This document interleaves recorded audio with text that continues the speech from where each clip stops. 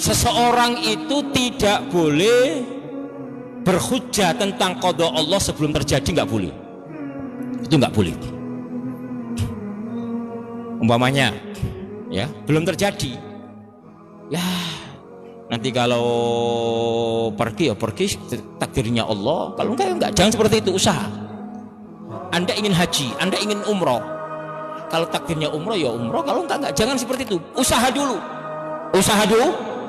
dulu semaksimal mungkin, kemudian tawakal kepada Allah. Setelah itu apa? Setelah itu kok nggak bisa berangkat umroh, nggak bisa berangkat haji, ya sudah, itu takdirnya Allah, selesai.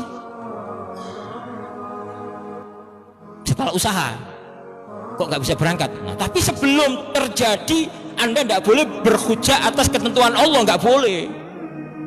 Ini yang salah, ya. Tapi kalau sudah terjadi, ya sudah, itu qada Allah, ketentuan Allah. Kalau ketentuan Allah, maka Rasulullah dalam hadis yang diriwayatkan Imam Bukhari tidak boleh mengatakan lau, nggak boleh.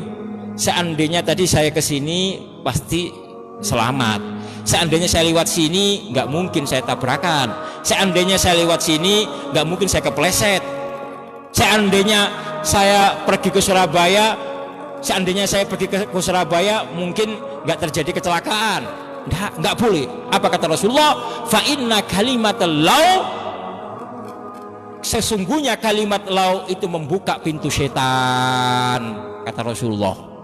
Makanya nggak boleh menyalahkan, ya, gara-gara kamu tadi saya tertabrak, gara-gara kamu saya ini, nggak boleh, sudah.